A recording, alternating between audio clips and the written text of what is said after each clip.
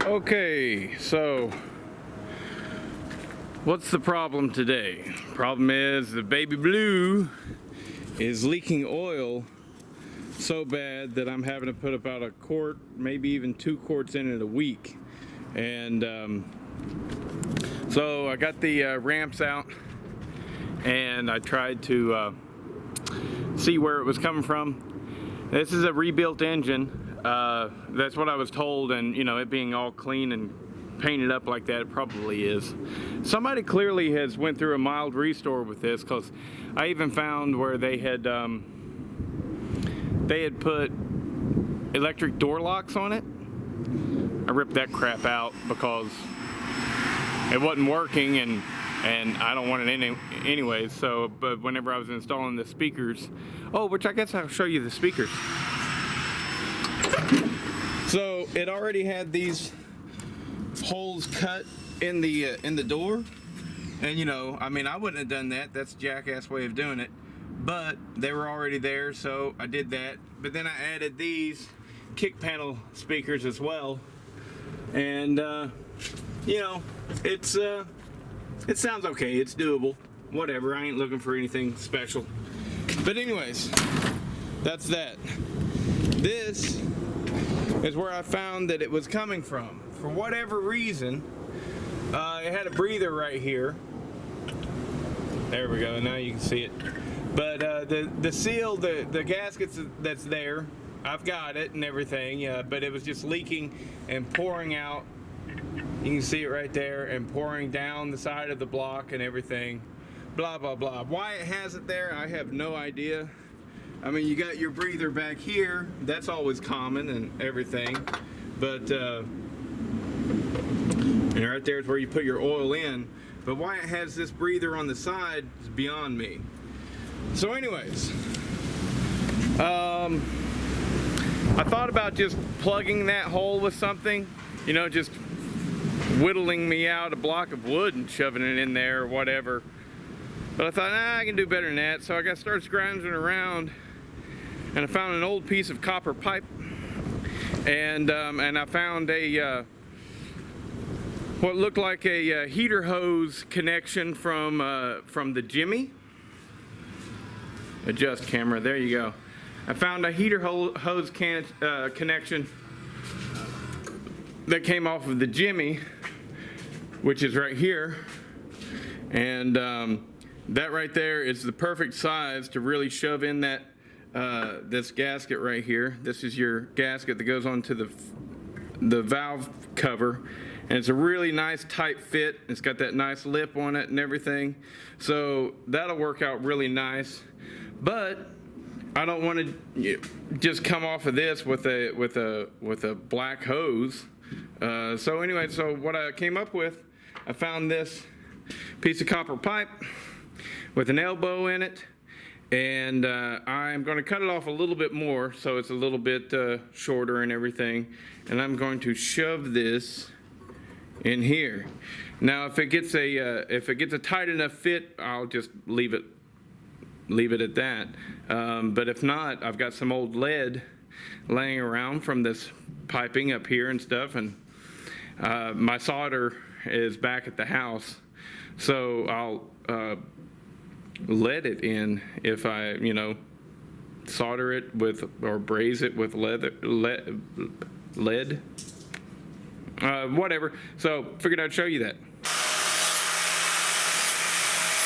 Now I had to bore out the inside of this a little bit. I used one of these stepper drill bits, and just to get it started.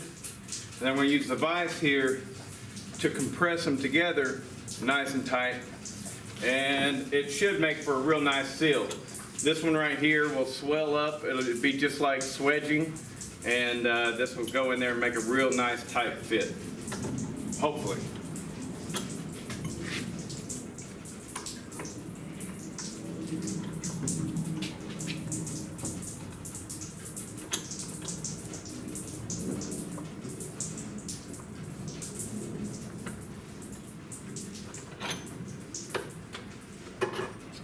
Bend on me.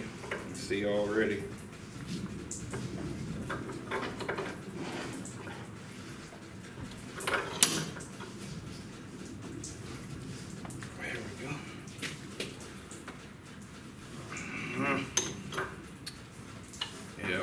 already wanting to bend on me. So I'm going to use the hammer. Here, I got this hatchet here. Let's see.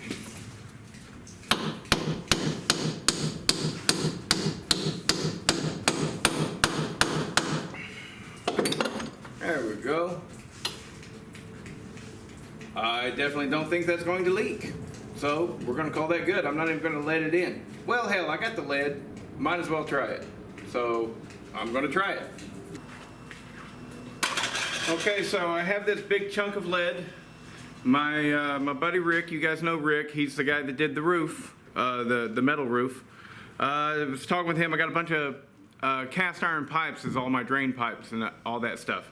And so I'm setting up one of the bathrooms upstairs, trying to get it to, you know, shortly, and within a couple weeks I'll have a toilet that works and a shower and all that stuff. So, but we got to get rid of all of the old lead fittings that they used. What they used is well, for one, everything, whenever you had anything like a reducer or an elbow or anything like that, they actually leaded them together, you know? So the pipes just kind of fit together. Nothing was threaded or anything like that. And so they just melted lead around there to make the seal. Well, this is where a bathtub drain went down into a P-trap. And the P-trap, I'll show you, is all cast iron and busted up and everything. So my buddy Rick, he's like, just drill a bunch of holes around it and then work that chunk of lead out. So what I'm going to do is I'm going to take this chunk of lead, and in order to get it to a nice workable stick of lead, I've got some of the metal that was used on the roof. I'm going to go ahead and right now bend it right down the middle. Yeah, I know I should probably be wearing gloves. Okay, so I got me a little trough set up, as you can see, and let's see how this works.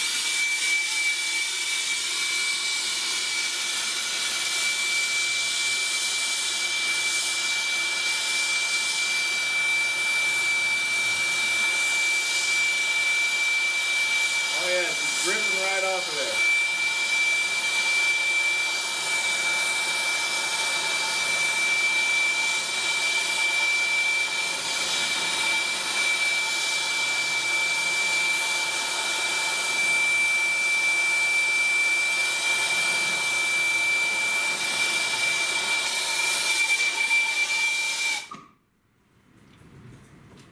So let that cool down a little bit, and you know, all the slag and stuff should be at the top. I can just scrape that off and see how it works.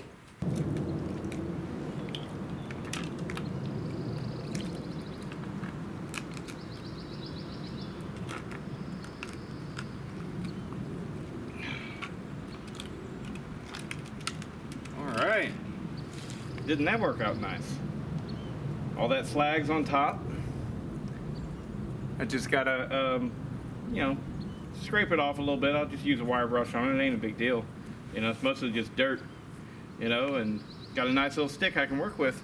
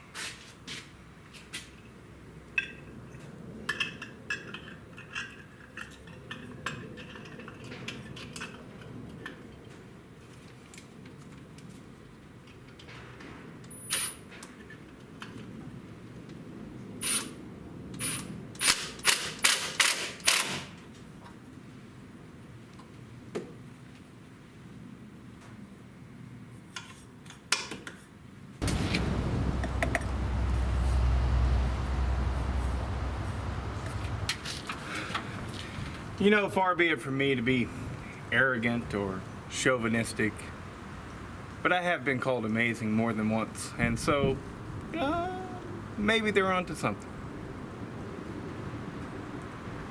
There are more ways to modify than simply buying parts online or out of a magazine. People think they build a car, build an engine really good because they buy aluminum heads, they buy a cam and all this stuff. Knowing the ins and outs of how to build, few people actually have that. They just buy what the magazines or the or online reviews tell them is good.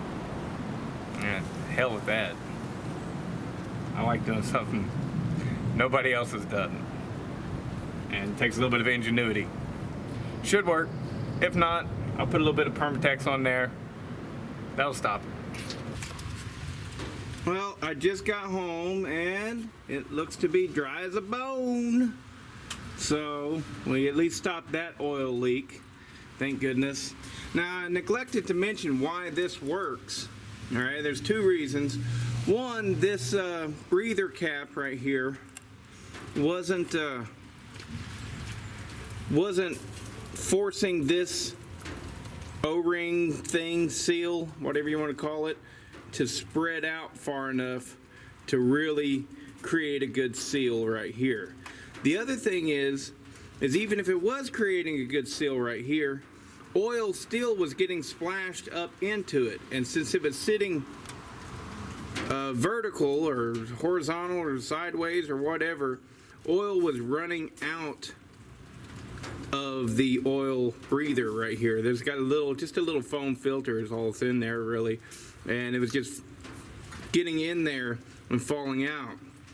In this situation, now the oil has to come out and go uphill. And the only way it's going to travel uphill is if it's under pressure. So gravity, along with expanding this seal out better, is what is keeping the oil from leaking in this particular spot. So just a little bit of a further explanation there. Hopefully I don't have any more oil leaks. I probably do. This is even if it is a rebuilt engine, it's still an old engine. And one of the things that Larry Dale makes a point of mentioning is that this engine was designed probably to run on straight 40 weight oil, not this, 10W30 and stuff. So the oil is a lot thinner, and if you ever ran synthetic in this, it'd find every leak you got. But I'm happy. It seems to have stopped that leak, and we'll see how it goes. Hopefully I can at least go, 2 weeks without having to put oil in it, but hopefully it fixed it permanently. So, but anyways, that's the fix, and I hope you liked the video. I should do that little thing that people do, like and subscribe. So yeah, there's buttons somewhere, like and subscribe. Later.